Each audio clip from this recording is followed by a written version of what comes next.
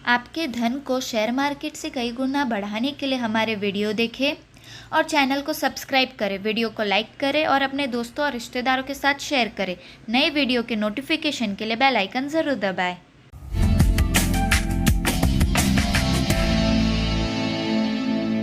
नमस्कार, F&O की पाठशाला में आप सभी का स्वागत है। मैं हूं मानसी दवे और वायदा बाजार के नियम समझाने के लिए हमारे साथ जी बिजनेस के मैनेजिंग एडिटर अनिल सिंघवी जी जुड़ गए हैं।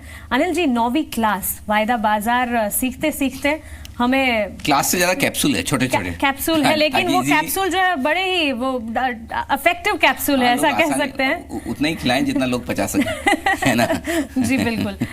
एक्सपायरी के को समझने की कोशिश कर रहे हैं। हमने जैसे समझा कि हर महीने के आखिरी गुरुवार को एक्सपायरी होती है और जो निफ्टी की एक्सपायरी होती है वो मतलब इस तरह से कमोडिटी करेंसी की एक्सपायरी के अलग तारीख होती है, इस तरह से होता है। लेकिन नई सीरीज अगर हम बात की जाए, आपने बोला कि एक साथ 3 सीरीज चलती हैं।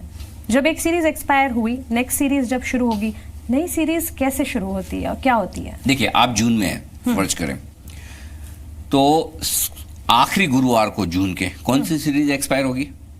जून। हाँ। और हर वक्त कितनी सीरीज खुली होती है? 3। जून के बाद कौन सी खुली होगी? जुलाई, अगस्त, सितंबर। जुलाई, जून, जुलाई, अगस्त। जून के बाद जून के वक्त जून, जुलाई, अगस्त 3 खुली हुई। जैसे ही जून का आखिरी गुरुवार 3:30 बजे जी अगस्त की सीरीज खुल जाएगी। ठीक है ना? जुलाई, अगस्त, सितंबर खुल जाएगी। तो नेक्स्ट मतलब जो सीरीज खुलती है उसको फार मंथ कॉन्ट्रैक्ट बोलते हैं, जो नई सीरीज खुलती है। क्योंकि आप जो जनरली पोजीशन रोल ओवर करते हैं ना, वो तो अगली सीरीज का करते हैं, जून से जुलाई में करते हैं। हाँ। आमतौर पर तो जुलाई तो खुला हुआ ही है पहले से ही है, 2 महीने पहले ही खुल चुका है। तो जो नई सीरीज खुलती है वो 2 महीने आगे की खुलती है। यानी कि जून की सीरीज एक्सपायर हो रही है तो जुलाई नहीं खुलेगी, जुलाई तो खुली हुई है। अगस्त नहीं खुलेगी, अगस्त भी खुली हुई है। सितंबर खुलेगी। तो ये ध्यान में रखिए। ऐसा ना सोचिए अरे अभी तो जून बंद हो रहा है, कल से जुलाई शुरू हो रहा है तो ये सीरीज खुल जाएगी। अच्छा, एक और चीज इसमें ध्यान रखने वाली बात है, ऐसा तो बिल्कुल भी जरूरी नहीं है कि जब आखिरी गुरुवार को एक्सपायरी होनी है उस दिन वो महीने की आखिरी तारीख हो। जी, राइट। मिड मंथ में भी हो सकता है 20 तारीख हो गई, 20 तो नहीं होगी खैर, 24 तारीख, 25 तारीख, 28 तारीख। तो पता चला आप हैं जून में ही और अगले दिन शुक्रवार से जुलाई सीरीज शुरू होगी। जी हाँ, तो ये होगा तो इसी महीने में, जून में ही जुलाई, अगस्त, सितंबर शुरू हो गई। बहुत बार लोग कंफ्यूज, अरे अभी तो जून ही चल रहा है, जुलाई कहां से शुरू हो गई? तो भाई ये वायदा कारोबार वालों का दिमाग ऐसा ही है। हाँ। इनका दिमाग है ना, वो जून जुलाई कैलेंडर से नहीं चलता, उनका सीरीज से चलता है। सीरीज आखिरी गुरुवार को खत्म हुई और शुक्रवार से अगली सीरीज शुरू। तो हो सकता है जून के महीने में ही आपको जुलाई सीरीज हो सकता है। क्या आमतौर पर बहुत कम 12 महीने में एक महीना भी ऐसा नहीं होता जिस दिन महीने के आखिरी दिन ही सीरीज खत्म हो। जी, ऐसा कॉम्बिनेशन कम ही मिलता है, ताकि कि पहली तारीख से आपको जरूरी नहीं है कि वो गुरुवार। हाँ, तो ये मान के चलें कि इसी महीने में अगले महीने की सीरीज भी शुरू हो सकती है। तो मुद्दे की बात यही है कि जून की अगर सीरीज खत्म हो रही है तो इसका मतलब ये नहीं है कि जुलाई की भी फ्रेश स्टार्ट होगा। जुलाई अगस्त तो है ही, सितंबर नया खुलेगा। परफेक्ट, समझ जी बिल्कुल। तो मतलब एक सीरीज खत्म हुई, अगली सीरीज में मैं प्रवेश कर रही हूँ, अगर मैं वहां पे कॉन्ट्रैक्ट खरीद रही हूँ, मुझे महंगा मिलेगा वो कॉन्ट्रैक्ट? आपको क्या लगता है, महंगा मिलना चाहिए, सस्ता मिलना चाहिए? मुझे तो लगता है महंगा ही मिलेगा। हाँ, लेकिन कब, ये इस बात पर डिपेंड करता है कि आप खरीद रही हैं या बेच रही हैं। जी, पॉइंट नंबर 1, समझिए आप खरीद रही हैं। आमतौर पर आप अपनी खरीदारी की पोजीशन को अगले महीने ले जा रही हैं तो आपको कॉन्ट्रैक्ट महंगा मिलेगा। क्यों? क्योंकि जब आपने इस सीरीज में कोई कॉन्ट्रैक्ट खरीदा हुआ था, समझिए आपने HDFC बैंक 2000 रुपये में लिया हुआ है। बिल्कुल। HDFC बैंक का भाव 1950 रुपये है और आपको लगता है कि अब मैं नुकसान नहीं करना चाहती, अगली सीरीज में ले जाऊं, तो आप क्या करेंगी? 1950 में बेचेंगी तो वैसे 50 रुपये आपका नुकसान बुक हो गया, लेकिन चूंकि आप नहीं चाहती कि वो बुक हो तो तुरंत आप अगली सीरीज का, जुलाई की सीरीज का कॉन्ट्रैक्ट दूसरा खरीद लेंगी, लॉट खरीद लेंगी, जिसे लॉट भी कहते हैं, कॉन्ट्रैक्ट भी कहते हैं। वो आएगा शायद 1960 रुपये में। जी। तो आपको 10 रुपये ज़्यादा देने पड़े, प्लस आपके ब्रोकरेज भी लगेगी। बिल्कुल। राइट। तो ऐसा क्यों होता है? ऐसा इसलिए होता है कि जब आप तेजी की पोजीशन बनाते हैं तो क्यों बनाते हैं वायदा कारोबार? आपके पास पैसे कम हैं, इसीलिए तो आप फ्यूचर्स में खरीद रहे हैं। अगर पूरे पैसे होते हैं तो आप पूरा पैसा देकर डिलीवरी खरीद लेते। हाँ। आपको कम पैसे में ज़्यादा शेयर खरीदने, इसीलिए तो वायदा कारोबार में है आप। हाँ, क्योंकि मार्जिन के हिसाब से मार्जिन दिया, काम हो गया। तो ऐसी सिचुएशन में बाकी आपका जो कोई पैसा भर रहा है इनडायरेक्टली, वो सेलर है एक तरह से, तो वो आपसे प्रीमियम चार्ज करता है। और यही वजह कि आपका अगली सीरीज में जब आप तेजी का कॉन्ट्रैक्ट रोल ओवर करते हैं, इस सीरीज से अगली सीरीज में जाते हैं, तो आमतौर पर आपको कुछ एक्स्ट्रा पैसा देना पड़ता है, जैसे प्रीमियम कह दें, कॉस्ट ऑफ कैरी कह दें, लेकिन ये पैसा एक्स्ट्रा देना पड़ता है। लेकिन ऐसा ज़रूरी नहीं कि हर बार आपको तेजी की पोजीशन में ही देना पड़े। कई बार क्या होता है, बाजार कमजोरी के मूड में होता है, आगे की सीरीज का व्यू खराब होता है, तो लोग शॉर्ट पोजीशन में रोल ओवर करना ज़्यादा पसंद करते हैं, मंदी की पोजीशन ज़्यादा बनाना पसंद करते हैं। तो हो सकता है स्टॉक आपका नीचे भी हो, और उसे हम डिस्काउंट कहते हैं। उसे डिस्काउंट कहते हैं। एग्जैक्टली, एकदम आप तो बहुत फास्ट सीख रही हैं। तो कोशिश। हाँ, तो अगर आप डिस्काउंट में है स्टॉक, तो अगली सीरीज में आप रोल ओवर करोगे तेजी की पोजीशन, तो आपको तो फायदा हो गया। बिल्कुल। इस सीरीज में आप पता चला 1950 में आप अपना HDFC बैंक का कॉन्ट्रैक्ट बेच रही हैं, अगली सीरीज में 1940 का मिला, तो आपके लिए 10 रुपये का फायदा वैसे ही हो गया।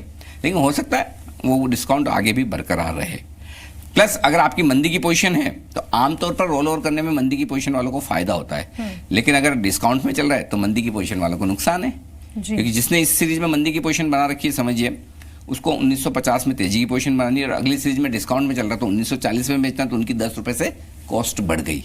तो ये ज़रूरी नहीं कि अगली सीरीज में आप जब अपनी पोजीशन ले जाएं, इस सीरीज में ख़त्म करें और अगली सीरीज में ले जाएं, जिसे रोल ओवर कहते हैं, तो आपको फ़ायदा ही हो या नुकसान ही हो, दोनों हो सकता है। पर आमतौर पर तेजी की पोजीशन अगली सीरीज में ले जाने पर थोड़ी प्रीमियम, थोड़ा सा नुकसान आपको होता है, हल्का सा, जो 1% 1.5% मैक्सिमम, उससे ज़्यादा जनरली नहीं होता। उतना नहीं होगा। एक तरह से आप समझ लीजिए कि आप ब्याज दे रही हैं 1 महीने का आगे के लिए, अगले महीने हम बस, एंटर कर रहे हैं, बस, इसलिए बस। तो मुझे लगता है जिस तरह से मैंने पढ़ा, वैसे हमें व्यूअर्स को भी बता देना चाहिए कि प्रीमियम और डिस्काउंट होमवर्क की तरफ पढ़ लें आगे, जब अगली बिल्कुल, सीरीज ये में जरूरी हमारे है। साथ आ जाएं तो थोड़ा सा एड ऑन हो जाए। कई बार हम कहते हैं ना, जब हम डिस्कस करते हैं, अरे निफ्टी 30 पॉइंट डिस्काउंट पर, ऐसा तो कम देखने को मिलता है, या बैंक निफ्टी 250 पॉइंट डिस्काउंट पे, अरे ऐसा। हाँ, डिस्काउंट में एक फैक्टर और होता है जो समझना चाहिए, खासतौर से निफ्टी बैंक निफ्टी के डिस्काउंट में।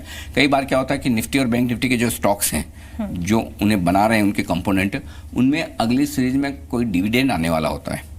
अगर आपके पास फिजिकल शेयर है, आपके डीमेट अकाउंट में शेयर है, और कंपनी ने डिविडेंड डिक्लेयर किया है, तो वो डिविडेंड आने वाला होता है, तो उस वजह से भी वो शेयर अगली सीरीज में डिस्काउंट मिलेगा। क्योंकि डिस्काउंट डिविडेंड किस पे मिलता है? वायदा कारोबार की पोजीशन पे कभी डिविडेंड नहीं मिलता। डिविडेंड आपको तभी मिलता है जब आपके डीमेट अकाउंट में शेयर है। ये बड़ा फर्क समझ लीजिए। अच्छा। हाँ, FNO की पोजीशन पे कभी डिविडेंड नहीं मिलता। तो इसलिए FNO के स्टॉक्स, अगर समझिए अगले महीने में HDFC का भाव अभी 2000 रुपये चल रहा है, और HDFC बैंक अगले महीने में 20 रुपये डिस्काउंट 20 रुपये डिविडेंड देने वाला है। हाँ। तो अगले महीने का फ्यूचर फिर वो नीचे ही ट्रेड करेगा, 20 ना करे, हो सकता है 15 करे, हो सकता है 10 करे, 12 करे, वो डिस्काउंट कम ज़्यादा हो सकता है, लेकिन वो डिस्काउंट पर ट्रेड करेगा। क्यों? कि जिसके पास कैश में शेयर है, डिविडेंड उसे ही मिलता है। जिसके पास वायदा कारोबार में शेयर, उसे डिविडेंड नहीं मिलता। और जिस दिन डिविडेंड की एक्स डेट होती है, यानी कि उस डेट के बाद डिविडेंड नहीं मिलेगा, तब कैश मार्केट का स्टॉक भी 2000 से 1980 आ जाएगा, 20 रुपये डिविडेंड निकल जाएगा।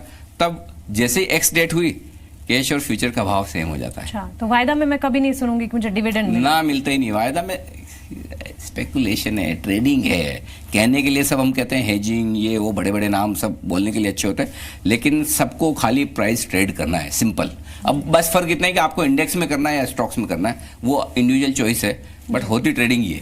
ट्रेडिंग है, रिस्क भी है, और रिस्क को ध्यान में रखते हुए ट्रेडिंग कर रहे हैं। ठीक है। हाँ, चलो।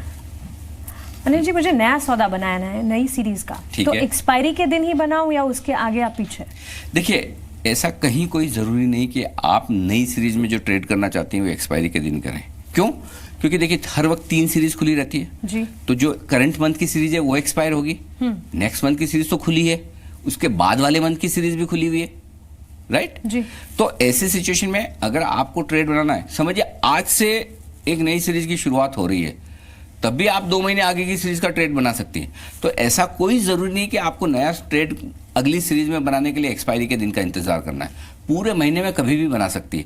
आमतौर पर होता है कि जो करंट सीरीज है वो लिक्विड ज़्यादा होती है, उसमें ट्रेडिंग ज़्यादा होती है, वॉल्यूम ज़्यादा होता है, और इसीलिए लोग कोशिश ये करते हैं कि लास्ट डे तक इंतज़ार करें और उसके बाद अगली सीरीज का ट्रेड बनाएं। बहुत सारे लोग जो समझदार होते हैं और जिन्हें लगता है कि मुझे एक आध दिन के लिए ट्रेड नहीं करना है, 5, 7, 15 दिन के लिए ट्रेड करना है तो वो क्या करेंगे, जैसे जून की सीरीज की एक्सपायरी करीब आती दिखे कि आखिरी हफ्ते का सोमवार हो गया, मंगलवार हो गया, तो फिर उन्हें जो फ्रेश ट्रेड करना है, नया सौदा जो बनाना है, वो डायरेक्टली अगली सीरीज का बनाना शुरू करते हैं जी, ताकि उसको एक बार रोल ओवर करने का या अगली सीरीज में ले जाने का झंझट ही खत्म हो जाए। फिर आपके पास आराम से जुलाई तक का महीना पड़ा है। तो यह इस बात पर डिपेंड करता है कि आपका ट्रेड को लेकर कितने समय तक रखने का इरादा है। तो ऐसा कोई जरूरी नहीं कि आपको नई सीरीज में ट्रेड ले जाना है तो आपको एक्सपायरी के दिन का ही इंतजार करना है। आप कभी भी कर पूरे सकते महीने हैं, में कभी भी कर सकती है, आराम से निश्चिंत रहें उसको। जी बिल्कुल। तो एक्सपायरी को लेकर हमने काफ़ी डिटेल में ये पूरा सब्जेक्ट जो समझने की कोशिश की है। आगे और भी टॉपिक्स और भी कॉन्सेप्ट्स लेके आएंगे जो बहुत ही अहमियत रखते हैं फ्यूचर एंड ऑप्शंस वायदा बाजार को लेकर के। आप जुड़े रहें हमारे साथ। नमस्कार।